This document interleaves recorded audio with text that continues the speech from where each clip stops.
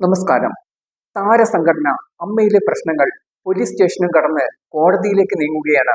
നടി അൻസിബയുടെ പരാതിയിൽ ടിനി ടോമിന് പിന്നാലെ ലക്ഷ്മിപ്രിയയ്ക്കുമെതിരെ കേസെടുക്കാൻ കോടതി നിർദ്ദേശിച്ചു. തൃപ്പൂണിത്തുറ മജിസ്ട്രേറ്റ് കോടതിയുടേതാണ് ഈ നിർദ്ദേശം.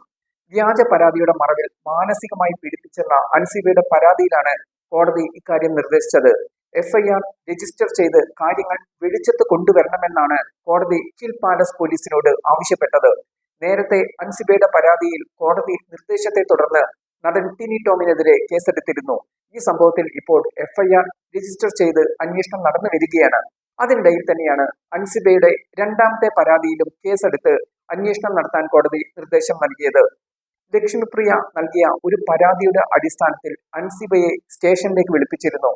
എന്നാൽ ഈ പരാതി തികച്ചും വ്യാജമാണെന്നും തന്നെ മാനസികമായി പീഡിപ്പിക്കാനാണ് ലക്ഷ്മിപ്രിയ ശ്രമിച്ചതെന്നും അൻസിബ ആരോപിച്ചിരുന്നു. നിയമവിരുദ്ധമായി തന്നെ പോലീസ് സ്റ്റേഷനിൽ തടഞ്ഞു വെച്ചതായും അൻസിബ ഈ പരാതിയിൽ ചൂണ്ടിക്കാട്ടുന്നുണ്ട്.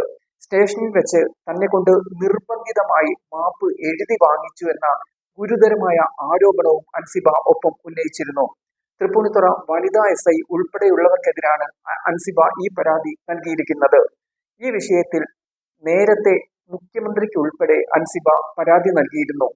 തുടർന്ന് തൃക്കാക്കര ACPയുടെ നേതൃത്വത്തിൽ നടന്ന അന്വേഷണത്തിനൊടുവിൽ അൻസിബയുടെ പരാതിയിൽ കഴമ്പില്ലെന്ന റിപ്പോർട്ടാണ് പോലീസ് നൽകിയത്.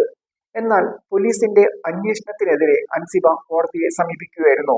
കോടതി അന്വേഷണത്തിന് ഉത്തരവിട്ടതോടെ ഈ കേസിൽ വിശദമായ അന്വേഷണം നടത്താൻ പോലീസ് നിർബന്ധിതരാണ്. ലക്ഷ്മിപ്രിയയ്ക്കും വനിതാ SIക്കുമെതിരായ ആരോപണങ്ങളിൽ എഫ്ഐആർ രജിസ്റ്റർ ചെയ്ത് അന്വേഷണം ആരംഭിക്കുവാൻ പോവുകയാണ്. ഇതോടെ താരസംഘടന അമ്മയിലെ പ്രശ്നങ്ങൾ കൈവിട്ട അവസ്ഥയിലായി. നടിമാർ തമ്മിലുള്ള പ്രശ്നങ്ങൾ കോടതി കയറിയതോടെ അമ്മയുടെ നിലനിൽപ്പ് തന്നെ പ്രതിസന്ധി നേരിടുകയാണ്. ഒരു ഭരണം നടത്താൻ പോലും കഴിയാത്ത അവസ്ഥയിലാണ് നിലവിൽ സംഘടനയുള്ളത്.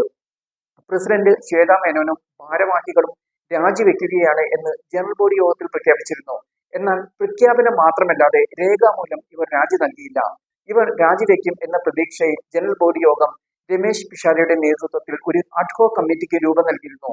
എന്നാൽ രാജിവെച്ച കമ്മിറ്റിക്ക് താൽക്കാലിക ചുമതല നൽകാത്ത സംഘടനാ രീതിയിൽ പ്രതിഷേധിച്ചു ശ്വേതാ മേനോൻ കോടതിയെ സമീപിക്കുകയായിരുന്നു. ശ്വേത നൽകിയ ഹർജിയിൽ മുൻസിഫ് കോടതി സ്റ്റേ അനുവദിച്ചു. കോടതി ഉത്തരവിനെ തുടർന്ന് പിഷാരടി സ്ഥാനവും രാജിവെച്ചു. രാജി പ്രഖ്യാപിച്ച ശ്വേതയുടെ കമ്മിറ്റിക്ക് തിരിച്ചു വരാൻ കഴിയില്ലെന്ന് മായ വിശ്വനാഥ്, മാല പാർവതി, അൻസിബ ഹസൻ, ഉഷ ഹസീന എന്നിവർ ആരോപിച്ചിട്ടുണ്ട്. നിലവിൽ അമ്മ നാഥനില്ലാത്ത അവസ്ഥയിലാണ്. ഇതുവരെ പ്രശ്നപരിഹാരത്തിനുള്ള ശ്രമങ്ങൾ ആരംഭിച്ചിട്ടുമില്ല. പ്രശ്നങ്ങൾ കോടതി കയറിയതോടെ ഇനി എന്ത് എന്ന ചോദ്യമാണ് താരസംഘടനയായ അമ്മയ്ക്ക് മുന്നിലുള്ളത്.